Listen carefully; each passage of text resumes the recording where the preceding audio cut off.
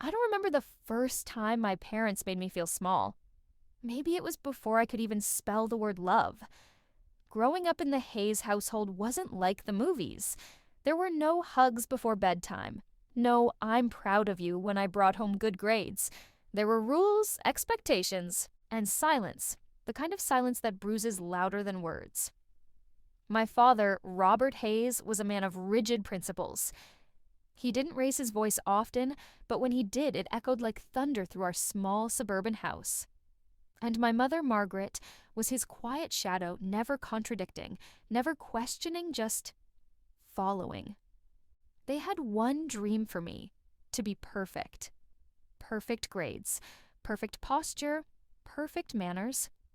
But perfection is a curse when you're a child who just wants to be loved. When I turned 16, I fell in love with art.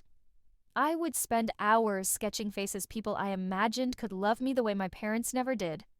My mother called it a waste of time.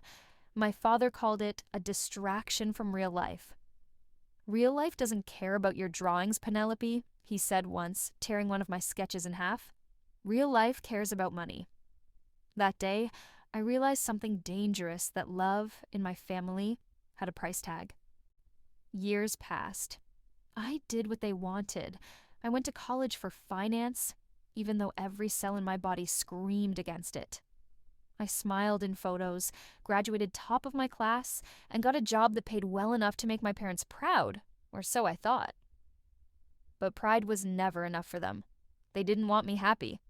They wanted me obedient. When I met Ethan, everything changed. He was warm where my world was cold. He listened when I spoke, and more importantly, he saw me. The first time I told my parents about him, my father's expression froze. "What does he do?" he asked. "He's an elementary school teacher," I said, smiling. The silence that followed was suffocating. My mother sighed. "You deserve better, Penelope. A teacher can't give you a stable future." But I didn't care. For the first time, I felt free. We got married in a small ceremony. No one from my family came. My mother sent a single text: "You made your choice. Don't come running back when it fails." It didn't fail, at least not right away. Ethan and I built a small, happy life together. We lived in a cozy apartment with peeling wallpaper and too many plants. We didn't have much, but we had loved something I thought would finally fill the void my parents left behind. And then, 3 years later, Sophie was born. The first time I held her, everything else disappeared: the pain, the past, the noise. Her tiny fingers wrapped around mine, and I promised her one thing: you'll never have to beg for love the way I did. But promises are hard to keep when life decides to test you. Ethan passed away when Sophie was only 2. A car accident. A late-night call. A world that shattered in a second. I still remember standing in the hospital hallway, holding my sleeping daughter, staring at the doctor's lips moving, but hearing nothing. The sound of silence once again. I moved back to my hometown after his death. I didn't want to, but grief makes you desperate. I thought maybe my parents would finally be there for me. Maybe they'd help me raise Sophie. They didn't. They helped for a price. It started with small things. "Your father's health insurance has gone up," my mother said one morning. "Could you help out a little?" I was working remotely, juggling single motherhood and late-night freelance work just to survive. Still, I agreed. $200 a week at first. Then $400. Then $700. At first, I told myself it was fine. They were my parents. They needed support. But slowly, I realized they weren't asking because they needed it. They were demanding it because they could. Every Friday, I'd send the money, and every Friday, my mother would text me a simple "received." "No, thank you." "No, how's Sophie?" Just "received." There was a time I thought about stopping. But guilt is a powerful leash. I told myself, this money is peace. This money is the bridge between us. This money means they care in their own way. And so, I paid, week after week. hoping love would grow from the soil of obligation. But love doesn't grow where resentment lives. One day, Sophie came home from preschool with a crayon drawing of our family. It was her, me, and two tall figures with gray hair. "That's Nana and Grandpa," she said proudly. "They live in the big house with the flowers." I smiled weakly. They had met her only twice, once at the hospital, once on her first birthday. Still, Sophie believed they loved her. Because children don't need proof to believe in love. That night, I sent my parents an extra $300. I don't even know why. Maybe I thought it would make them call. They didn't. As the years passed, Sophie's birthdays became my private test. Would they come this year? Would they at least send a card? Every year I decorated the house myself. Balloons, ribbons, cakes I could barely afford. Every year, Sophie asked, "Will Nana and Grandpa be here?" And every year I lied. "They're busy, honey. Maybe next time." Then came her 6th birthday, the year everything broke. I had saved for weeks to throw her a proper party. Her favorite theme, unicorns and stars. I even sent my parents a formal invitation, printed, sealed, hand-delivered. For the first time, my father called me back. "We'll see," he said flatly. "Depends if your mother feels up to it." My heart soared anyway. I told Sophie. They said they might come. Her eyes lit up. "Really? Nana will come?" "Really?" I whispered, half believing my own lie. The day of the party was perfect. The house smelled like vanilla and laughter. Kids ran around with frosting-covered fingers. I kept glancing at the clock. 2 p.m., 3 p.m., 4 p.m. Their chairs stayed empty. By sunset, Sophie sat quietly on the porch, holding 2 gift bags she had saved for them. "They must be coming later," she said softly. I couldn't speak. When the guests left, I finally called my mother. She picked up after 3 rings. "Why didn't you come?" I asked, trying to keep my voice steady. A pause, then her voice calm, sharp. "Because your child means nothing to us, Penelope. You chose her life over ours. Live with it." The words didn't just hurt, they erased something inside me. Years of guilt, years of payment, years of trying all burned away in that moment. I didn't cry. I didn't scream. I just hung up the phone. And for the first time since Ethan's death, I felt something I hadn't in years. Freedom. That night, I tucked Sophie into bed. She looked up and whispered, "Did I do something wrong, Mommy?" I kissed her forehead and said, "No, sweetheart. You did everything right." After she fell asleep, I sat at the kitchen table and opened my banking app. I sent my parents one last transfer. Memo line, final payment. Then, with trembling hands, I deleted their contact names, replaced them with silence. And that silence was louder than any revenge I could have ever planned. Silence is strange. At first, it feels heavy like a punishment. But if you wait long enough, it starts to sound like peace. The first morning after I cut them off, I woke up to a quiet phone. No text. No, received. No reminder that I was paying rent for love that never existed. It should have hurt more than it did. But all I felt was air light, clean, unfamiliar air. Sophie ran into my room, her hair tangled, her laughter bright. "Mommy, I had a dream that we were flying," she said, climbing onto the bed. I smiled. "Maybe we are, baby." Because in a way, we were finally flying away from the gravity of guilt. The first few weeks were hard. My mother called from unknown numbers. She left voicemails pretending nothing had happened. "Penelope, your father isn't feeling well. We need to talk. I don't understand why you're being so dramatic. Don't make us the villains. We're your parents." I never answered. Each call was like a test, and silence was my answer sheet. At night, I'd listen to the voicemails once, then delete them without a word. Every deleted message felt like reclaiming another piece of my soul. By midsummer, the calls stopped. And that's when the loneliness hit. Silence, when it's new, can be terrifying. You start missing the very chains you broke. There were nights I sat in the kitchen after putting Sophie to bed, just staring at the fridge light. I'd think of my father's cold eyes, my mother's distant face, and sometimes I'd catch myself whispering, "Do they miss me at all?" But the answer never came. Only the quiet hum of the refrigerator, the ticking clock, the gentle breathing of my sleeping daughter. And I realized something. Maybe peace doesn't mean forgetting. Maybe peace just means not needing their apology anymore. Life slowly found rhythm again. I picked up more design clients online. The same sketching hobby my father once called a waste of time was now feeding us. Sophie would sit beside me with her crayons, drawing while I worked. We'd play soft jazz, drink hot chocolate even in summer, and laugh about the silliest things. There were bills to worry about, yes, but there was also laughter, and that made all the difference. One evening, while I was working on a logo for a small bakery, Sophie looked up and asked, "Mommy, why don't Nana and Grandpa come anymore?" My hands froze over the keyboard. I took a breath and said softly, "They're busy with their own lives, sweetheart."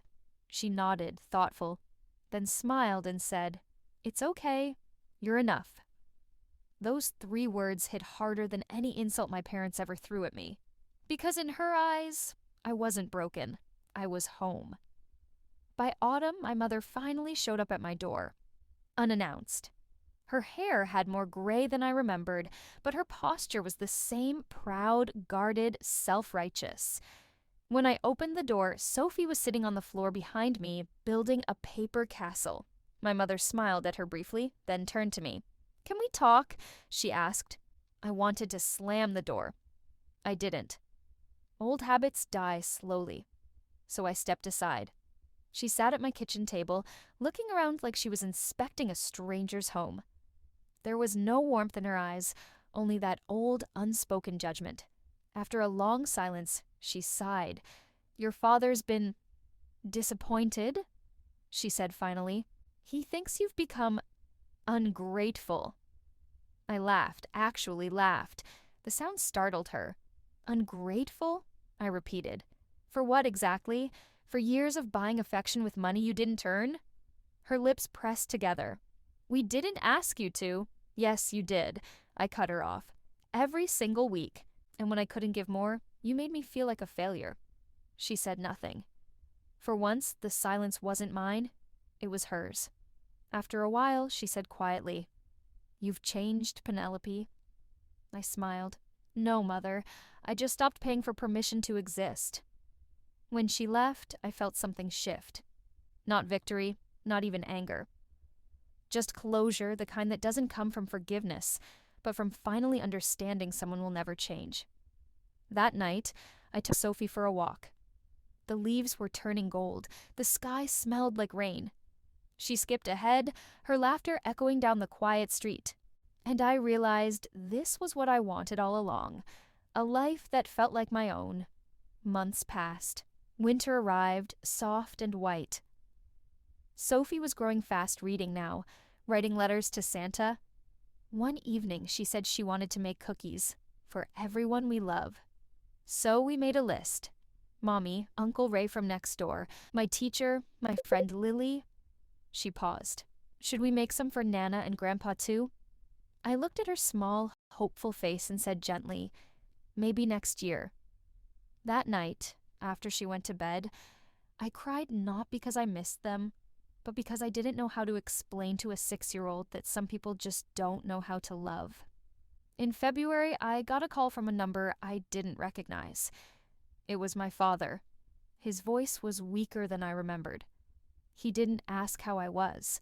He said only one thing. "Your mother's been in the hospital. Heart issues. She wants to see you." My chest tightened, but not from panic, from the weight of choice.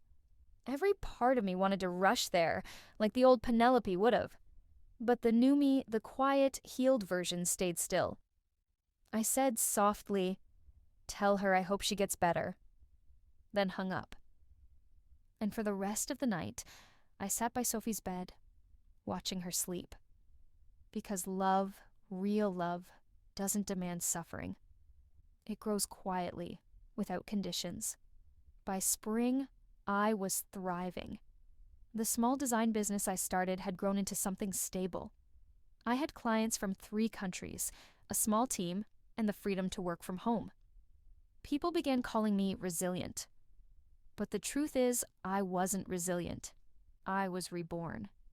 I had learned the art of letting go not out of anger, but out of love for myself. One morning, Sophie brought me a letter she found in the mailbox.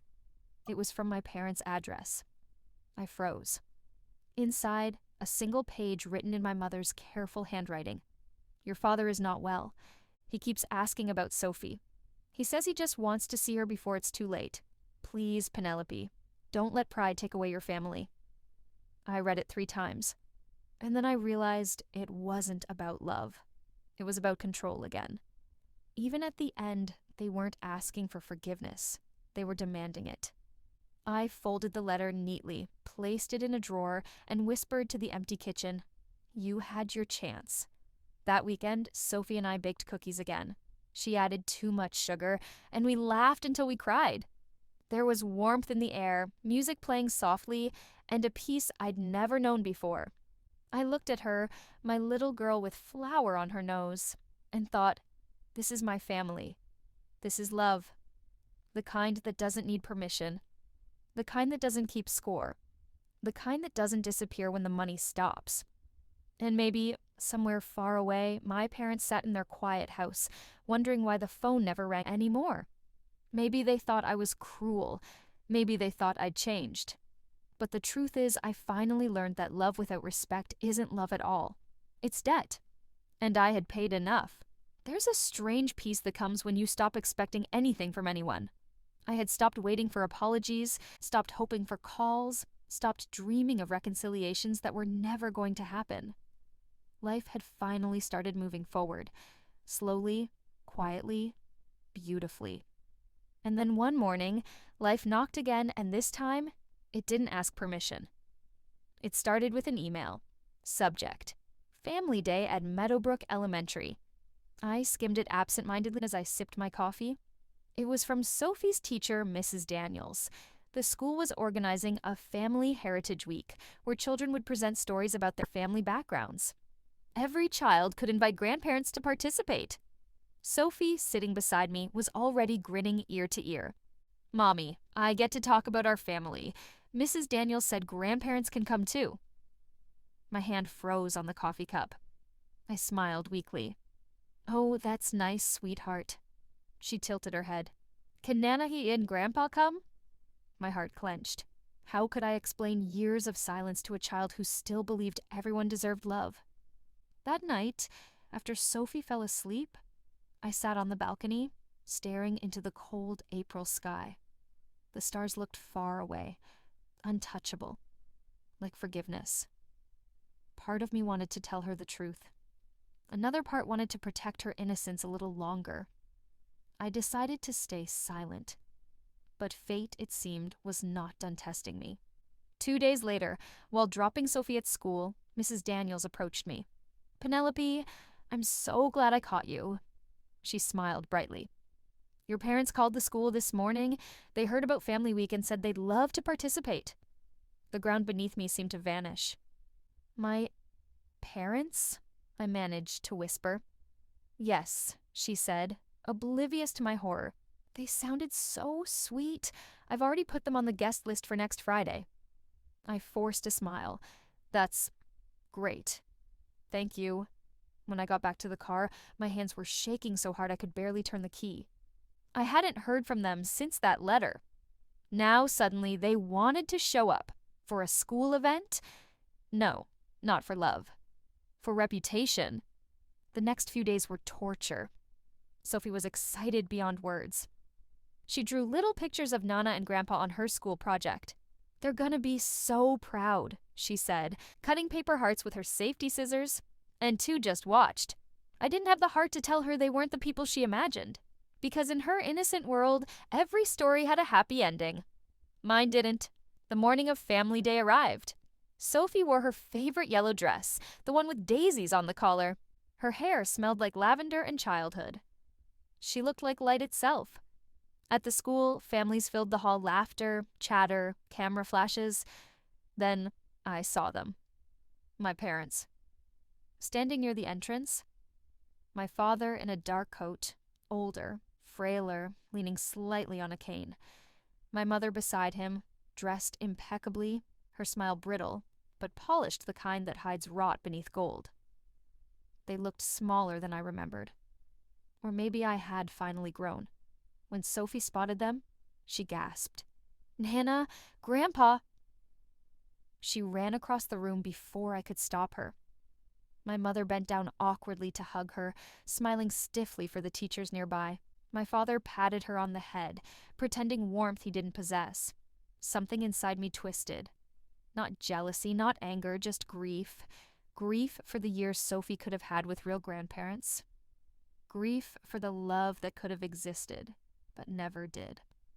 I stood there silently, watching a scene I used to dream of, and realizing how fake it felt now.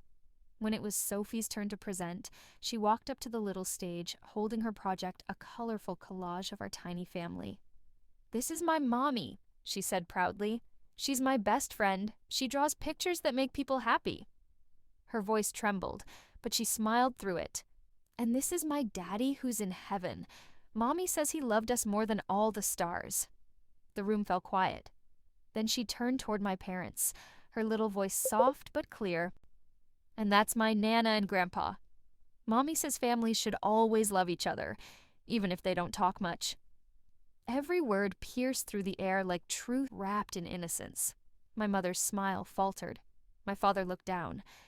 For the first time, I saw something flicker in his eyes. Not arrogance, not superiority, something else. Maybe guilt, maybe shame. Karma doesn't always roar. Sometimes it whispers in the voice of a 6-year-old. After the event, my mother approached me outside the auditorium. "Penelope," she began softly, "we didn't mean to intrude. We just thought—" I stopped her with a look. "Don't," I said quietly. "Not today." She hesitated. "She's such a sweet child. You've done well." Her voice cracked slightly. It almost sounded human. For a second, I saw the woman she could have been if she hadn't been so consumed by pride. And maybe she saw the daughter she lost, not through rebellion, but through self-respect. But the moment passed. She straightened her shoulders. "Your father isn't well," she said finally. "If something happens—" "I'll handle it when it happens," I interrupted, then turned away. That evening, Sophie drew a picture. It was of all of us standing under a big yellow sun. "Nana looked sad," she said quietly. "Maybe we should bake her cookies like last time." I smiled gently. "Maybe someday, honey." But deep inside, I knew someday would never come. Because forgiveness isn't the same as reopening a wound, and real love, doesn't return for performance. It stays even when no one's watching. Weeks went by. I heard nothing from them again. Until late summer, when I received a letter this time from a lawyer. It was my father's will. He had passed away peacefully in his sleep. My mother had included a note. "He asked for you at the end. He said he hoped you found peace. There's nothing left to divide, but I thought you should know." I sat in silence, the letter trembling in my hands. Tears didn't come easily. How do you mourn someone who never really let you love them? I looked around the little apartment, our laughter, our drawings, our memories, and realized I already had peace, because the silence I once feared had become my sanctuary. And maybe, in the end, that was his punishment. To leave this world and realize too late that love can't be bought and distance can't be undone. That night, Sophie climbed into my lap. "Mummy, are you sad?" I nodded. "A little." She rested her head on my shoulder. "I think Grandpa's watching us now. Maybe he's sorry." A single tear slipped down my cheek. "Maybe he is, baby," I whispered. "Maybe he finally understands." Months later, life bloomed again. I bought a small cottage on the edge of town, a place with wide windows, an apple tree, and enough quiet for 2 hearts to heal. Sophie started 2nd grade. I opened an art studio. We painted sunsets, laughter, forgiveness. Sometimes, when the light hit just right, I'd feel a strange warmth like the ghosts of my past had finally stopped haunting me. Not because I erased them, but because I outgrew them. And that's the thing about revenge. It doesn't always come as rage or retribution. Sometimes, it comes as a quiet morning with coffee, your child's laughter echoing through the halls, and the realization that you finally became everything they said you couldn't be. That's karma. That's peace. That's the price and the reward of silence. A local magazine published a feature on my art studio, From Pain to Paint, how one woman turned grief into beauty. They wanted to include a quote. I thought long and hard before writing just this. Some people teach you how to love. Others teach you how not to. Both are gifts if you let them go. When the article came out, I placed a copy on my studio wall. Not for pride, but as a reminder that I survived without bitterness. And that, perhaps, is the greatest revenge of all. There are letters that are written for other people, and letters that are written for yourself. I had been carrying a silence for so long that it had weight. Hard, dense, like a stone in my ribs. Sometimes, I imagined what would happen if I took that stone out and set it on paper. Would it be lighter? Would it crumble? Would it hurt to let go? One late autumn night, rain tracing paths down the window pane, I sat at my old desk. The lamp cast a pool of yellow light. Sophie was asleep down the hall. Her breathing even, the small rise and fall of her chest a lullaby that made the world make sense again. I pulled a sheet of stationery from a drawer. My hand shook as if the paper itself knew what it was about to hold. I began to write. Dear Mother, you won't read this. I know that when these words finally leave my pen, they will have no path to you. Maybe that is why I'm writing them, because you don't have to answer. I keep thinking about small things lately. The smell of your kitchen in the mornings, the way you tied your hair when you cooked, the sound you made when you tried to hide a laugh. Those things are not enemies. They are ghosts I both love and fear. Do you remember when I was 7 and I brought home a lopsided clay bowl? I was so proud. You looked at it, then at me, and said, you should have tried harder. I still have that bowl. It sits on my shelf now, cracked and painted over, but I keep it because it taught me to finish things even when they are flawed. But somewhere between that bowl and the bills you demanded, love became ledger lines for you. We began to count affection like currency. You taught me currency mattered more than comfort. You taught me to trade my need for acceptance for a little silence. Why did you make our love conditional? What exact moment did warmth require payment? If memory had a single snap, a single break, I'd understand. But the hurt was slow. A drip, an erosion. Each received after a wire transfer felt like a tally mark. Not relief, not thanks. A line in an account where affection ought to be. I asked once years ago if you ever regretted not hugging me when I needed it.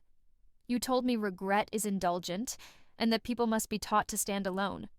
You said your parents taught you the same. That was the mercy of your generation. But I want to tell you something you refuse to learn. Standing alone is not the same as being alone. I stood alone when my husband died. I stood alone when I raised Sophie through nights that felt endless. Standing taught me strength. Being left by those who should have been there taught me how to survive without warmth, but it also taught me grief.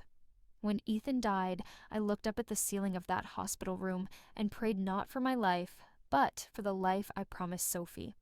I called you then, in raw panic, and you said, we will send money. You did not board a plane. You did not bring lasagna. You did not hold my hand. I remember the rattling of the phone, the distant hum of machines, and the terrible, banal promise of a bank transfer. That is the memory that lays beside my daughter's first cry. I want you to understand something simple. Money cannot mend a night. It cannot erase the echo of not coming at the kitchen table when her cake waited scentless with candles. It cannot become a grandmother's lullaby. It cannot sit with my loss and say, I will stay. And yet I gave. I paid the $700 a week, not because I thought you needed my money to survive, Your house had the same drapes, same silverware, same pride, but because I wanted to buy a version of you that loved me without condition. I thought, irrationally, that maybe payment would dissolve the impatience in your eyes. I thought, childlike and foolishly, that currency could be transformed into tenderness. You called me ungrateful when I stopped. Do you know what that felt like? As if the person who taught me the language of scales and measures then called me illiterate for refusing to be small forever. When Sophie laughs and presses a crayon drawing into my hands, a sun with 5 fingers, and a house that looks like a smile, I am reminded of a thing you never gave me, the ability to believe without proof. Children trust by nature. We earn suspicion. I wanted Sophie to have both belief and safety. I wanted her to know that grandparents hug, that being family means being present. Instead, she learned patience and questions too early. I remember the day you said, "Your child means nothing to us." The words were tidy, practiced. They didn't come from someone who had thoughtlessly spoken in the hurt of a moment. They came from someone certain, settled, like a verdict. It was the bluntest, most honest act of cruelty you performed, and for that honesty I am grateful. Better to know the shape of the wound than to be sold soothing lies. There is guilt in me for letting them come to Family Day. The choice was mine. Sophie deserved to see them for herself, to reach the same conclusion I had. That presence matters more than title. She looked at them with a child's trust and painted them in colors they could not earn. I wondered if I had stolen from her the right to be naive a little longer. Do I protect her by shielding her from truth, or do I arm her by showing truth and teaching her to hold it with kindness? I still do not know. When your letters arrived during my hardest months, the ones asking me to come, to forgive, to mend, I kept them in a drawer. I would take them out sometimes and read the careful lines, the practiced sorrow. Your handwriting never trembled. Even your apologies felt ironed. You were taught to keep your emotions neat, like curtains folded after company left. I envied you the ability to maintain composure, but I resented the price. Never feeling messy, never being real. There is one night that lives in me like a photograph crisp, impossible to edit. Sophie, small and sleepy, tucked into her bed, a paper crown crooked on her head from a party that was more me than her. She turned and said, "Mama, do you wish Nana had come?" I told her the truth I could manage. "I wish sometimes, baby." She nodded, as if that contained every complicated answer. Then she said, "But you came. You stayed." And with those tiny words, she absolved me in a way no letter ever could. I am writing this not to accuse you for the sake of accusation. I'm writing it because the silence has been noisy enough to drown everything else. I am writing it because I don't think you know what your absence taught us. Maybe you do. Maybe you never will. I want to tell you about the mornings that followed the day I stopped replying to your calls. The first week, I slept badly, full of echoes. The second week, the echoes softened. By the third, they had new shapes. My daughter's laugh, the scraping of a pencil as she traced letters, the hum of my own making. I learned to be my own parent in moments that were tender and clumsy. I learned to say the words you never did. I love you. I am proud. You are safe. Forgiveness is a strange thing when you do it for yourself. It is less of a surrender and more of a reclaiming. I forgave you the right to hurt me because I wanted the energy back for my child, for my art, for the afternoons where I sit with paint on my fingers and feel the future waiting. Maybe you wanted control. Maybe you never knew how to do anything else. I have thought about that. I have wondered if cruelty in your voice was armor, if the hardness you offered the world was really an attempt to keep from breaking. If that is true, then perhaps there is pity in me now, where once there was only hunger for acknowledgement. But pity is not the same as reconciliation. I cannot rebuild a bridge for someone who refuses to cross it. I cannot teach warmth to a person who has built their life around the safety of distance. You asked recently, through that thin, theatrical letter, for permission to be mourned by me. I will not give you permission. Grief is not a favor to be granted. If you are dead to me, I cannot resurrect you. If you are alive, I will greet you with the civility we owe to strangers. Nothing more, nothing less. There is a final thing I want to say, raw and true. Thank you. Not for the way you treated me that I will never thank you for, but for the harsh lessons that forced me to become who I am now. I would not have painted the deep blues if the light had never left. I would not have learned to hold a child steady through a storm if I had not known how the body of a home can be empty while people live inside it. I keep this letter not to punish you, but to finish. After I write it, the sentences will no longer live half-formed in me. They will be complete. I will be free to decide what to do next. Send them into the world and ask for a dialogue I don't expect, or keep them folded in the drawer as evidence that I can speak my truth without fear. If you ever read this, perhaps when memory softens and regret sharpens into an offering, know this: I loved you in the only ways I knew how. I paid the price asked of me. And then, when payment drained me, I learned to buy myself a new kind of life. One where my daughter is taught that love is an action, not a ledger.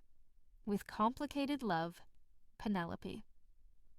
When I finished the letter, the room seemed a little lighter, as if the lamp itself had inhaled and let go. The words on the page were both accusation and lullaby. They were accurate and unmerciful and tender all at once. There was a temptation to fold, seal, and deliver it like a verdict. I imagined the drive to their house, the click of the mailbox, the way my hands would feel cold when the envelope slid through. The fantasy contained all possible outcomes: confrontation, a dramatic apology, the flat, final dismissal I had come to expect. Every imagined response tasted the same: hollow. I went to the drawer where I kept old photographs, a picture of Ethan on the day we married, laughing with his eyes closed, a photograph of Sophie at 2, a smear of cake on her cheek, a grin that made the world rename itself. I slid the letter beside them. For a long time I stared at the paper as if the ink might move. In the end, I did not mail the letter. I did not knock on their door. I did not give them the chance to script their own absolution.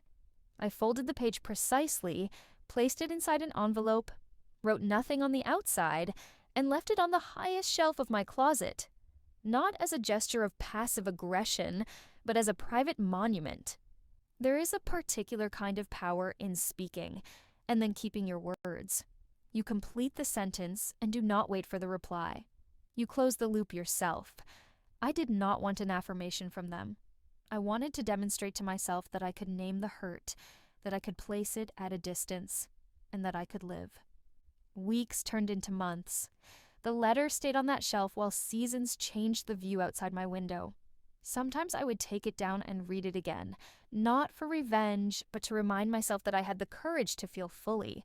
Sometimes I would burn the corners of the page a little and watch the ash drift into the sink like tiny apologies. Sophie asks sometimes about Nana and Grandpa. She does not ask in anger. She asks in the frank way children do, scanning the world for puzzles to solve. Why didn't they call? She might say. I answer in the way a parent always will, with the truth shaped in kindness. They made choices, I say. Sometimes people choose things that hurt others, and that's not your fault. We choose love. We choose each other. One afternoon, a neighbor, a woman with strong hands and a laugh like wind through trees, found me on the porch and said, "I read about your studio in the magazine. Your words were something." I felt a strange warmth at being recognized, not as a victim, but as someone walking toward art and life. That recognition was different from the conditional attention my parents offered. It was not transactional. It felt like sunlight. The letter I never sent became my secret ritual. Sometimes at night, after Sophie had fallen asleep, I would bring it down, smooth it out, and read it as if a scripture. Each reading softened some edge inside me while making other edges sharper. I became common territory, both soft and armed. Not bitter, not blank, just awake. Then, one morning, I woke with a sense of light so clear I could taste it. I fetched the envelope one last time. Outside, the apple tree in the yard was heavy with fruit. Sophie was in the kitchen humming to herself as she made pancakes, flour dusting the air like early snow. I took the letter to the sink and set it on the porcelain.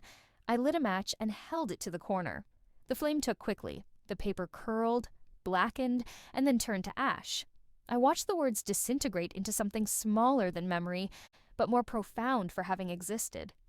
I let the ashes fall into the hands I had used to write it. For a moment, I imagined 100 other letters to lovers, to friends, to the little girl who kept her bowl being burned in the same fire. There was a sense of grace in letting go that was not abasement, but liberation.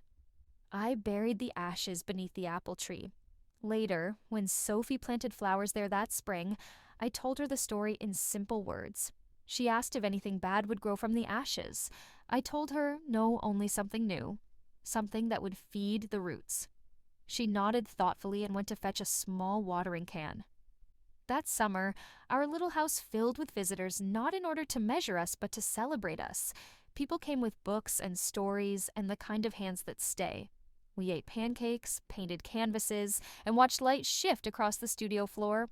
My heart was not empty. It was full of something neither paper nor money could name: steady love. The letter remained a monument only to myself, a confession, an epitaph, and a birth certificate for a new life. I never wanted it to change them. I simply needed it to change me old. And it did. Because sometimes the bravest thing you can do is write the thing you've been holding for years, read it aloud to the empty room, and then, with quiet hands, let it go. Spring again. The apple tree bloomed early this year, white petals floating through the morning light like tiny ghosts that forgot to haunt. Sophie runs through them, laughing, her hands catching blossoms midair. Her hair glows in the sunlight, the same golden brown as Ethan's. I sit on the porch, a cup of coffee cooling between my palms, watching her. The wind smells of rain and paint and peace. Inside, the house is full of small noises: crayons rolling, a kettle whistling, a half-finished canvas waiting by the window. No phones ringing, no messages asking for payment, only life, ordinary and honest. Sometimes, when the world goes quiet enough, I think I hear his voice, Ethan's soft and steady. You did it, Pen. You gave her the life we dreamed of. Maybe it's imagination, maybe it's memory, but I smile anyway.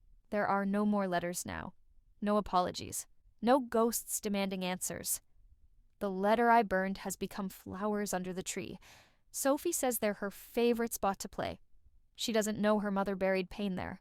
And maybe she never needs to. I've learned something in all this time. Forgiveness isn't about giving people another chance. It's about giving yourself one. You don't have to love the people who broke you. You just have to love the part of you that survived them. As the sun sets, Soph climbs onto my lap and whispers, "Mama, are we happy now?" I brush a petal from her hair and nod. "Yes, baby, we finally are." And in that moment, the silence that had once felt like punishment finally becomes home.